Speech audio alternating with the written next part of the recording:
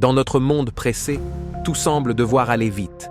Nos réussites, nos relations, nos projets, même notre paix intérieure.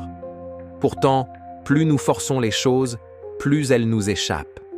Aujourd'hui, je vais te raconter une histoire zen qui nous enseigne la puissance du lâcher-prise, cette sagesse qui naît quand on cesse de vouloir contrôler la vie et qu'on apprend simplement à être. Ferme les yeux un instant, respire profondément et laisse cette histoire t'inviter à la paix. Au cœur des montagnes enveloppées de brume, le monastère semblait flotter entre ciel et terre. Chaque matin, avant que le soleil ne perce les nuages, un jeune moine balayait la cour, le regard souvent attiré par la silhouette paisible du vieux maître, assis sous le grand arbre.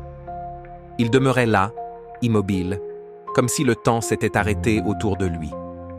Les feuilles dansaient dans le vent, les oiseaux s'approchaient sans crainte, et même le silence semblait s'incliner devant la sérénité du vieil homme. Le jeune moine, malgré tous ses efforts, ne parvenait pas à atteindre cet état. Il méditait, priait, récitait les sutras, mais son esprit restait agité, comme un lac secoué par le vent. Plus il cherchait la paix, plus elle lui échappait. Ses pensées s'accrochaient au moindre bruit, ses émotions gonflaient comme des vagues contre les rochers de son cœur.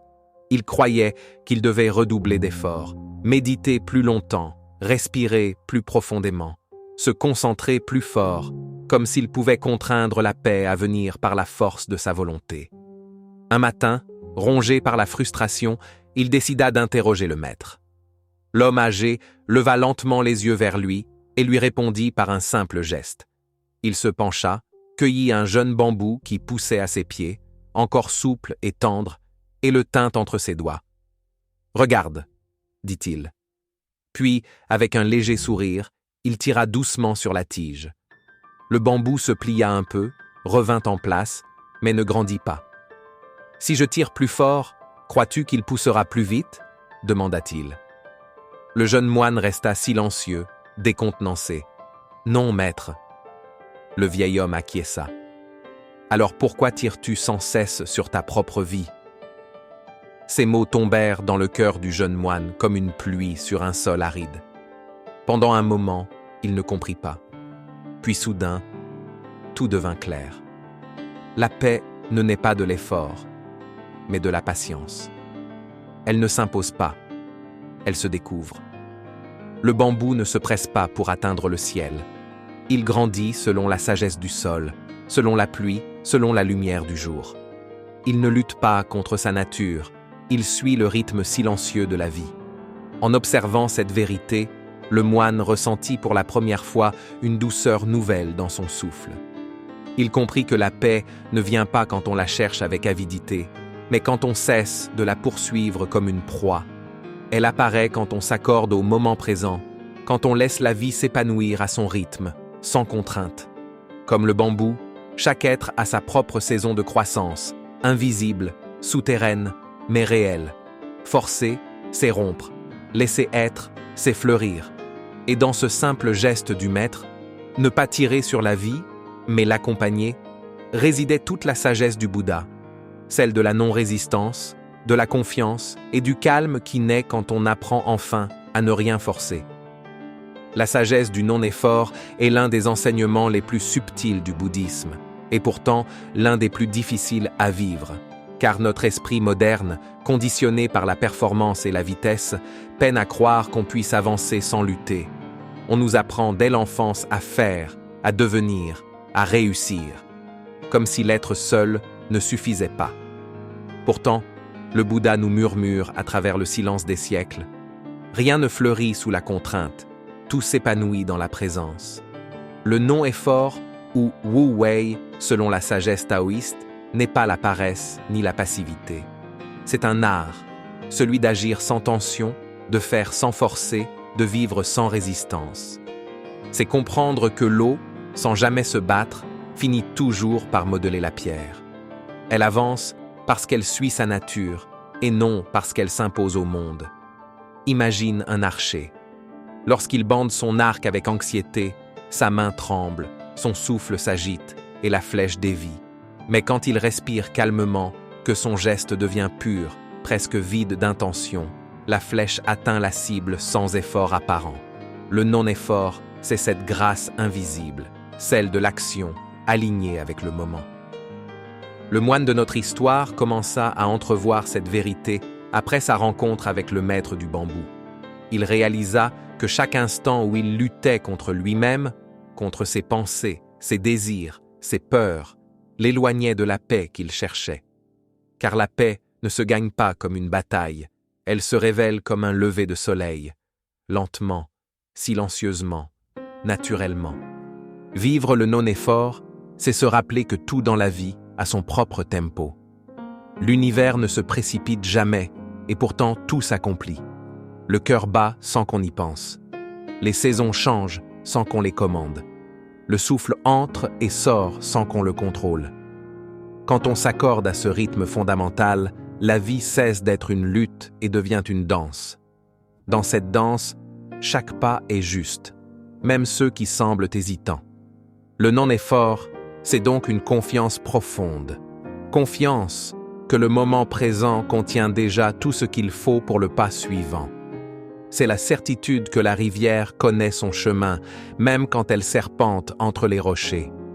Mais il ne s'agit pas seulement de compréhension intellectuelle.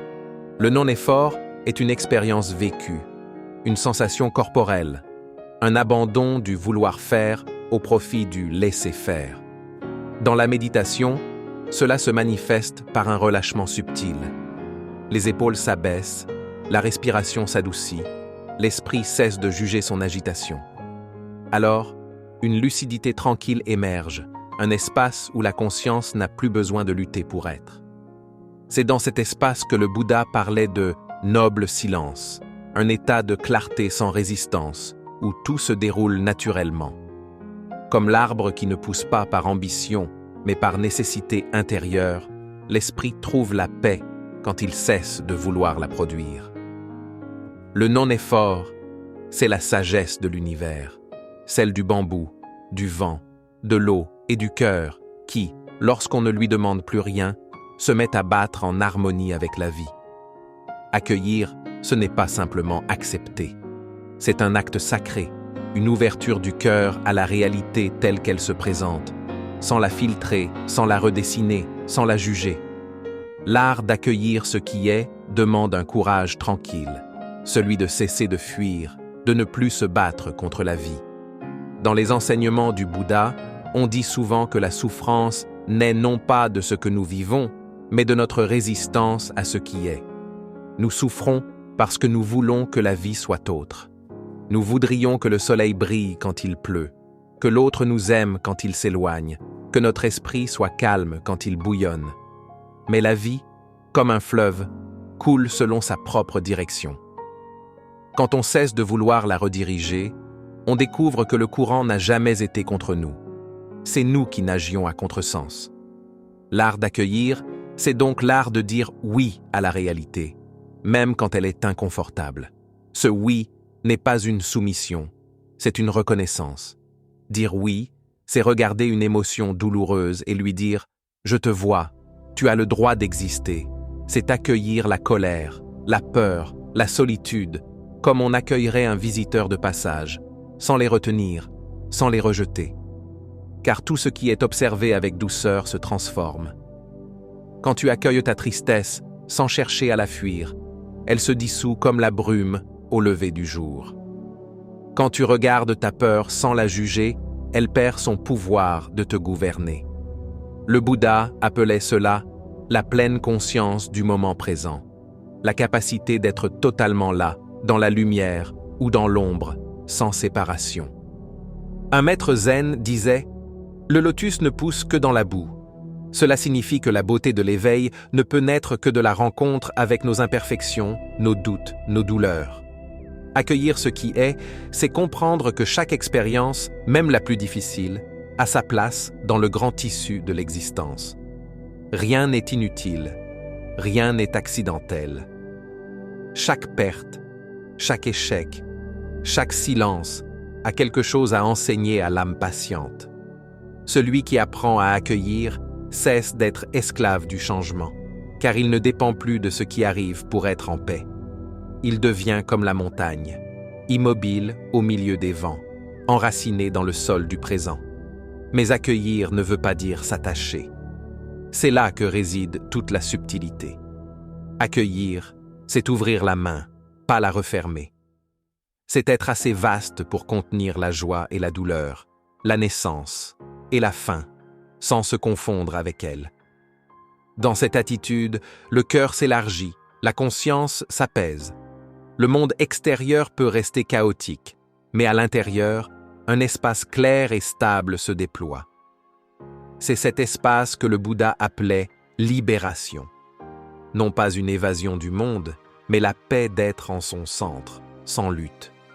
L'art d'accueillir ce qui est n'est pas une technique.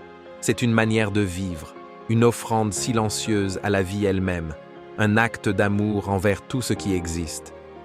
Ne force rien dans ta vie, ni l'amour, ni le succès, ni même la paix. Car ce qui t'est destiné viendra quand ton esprit sera prêt à le recevoir. Le Bouddha nous enseigne que la plus grande force naît de la douceur et la plus grande clarté du silence. Alors aujourd'hui, respire profondément. Laisse le monde tourner sans toi pendant un instant et rappelle-toi, tu n'as pas besoin de courir après la lumière. Tu es déjà la lumière.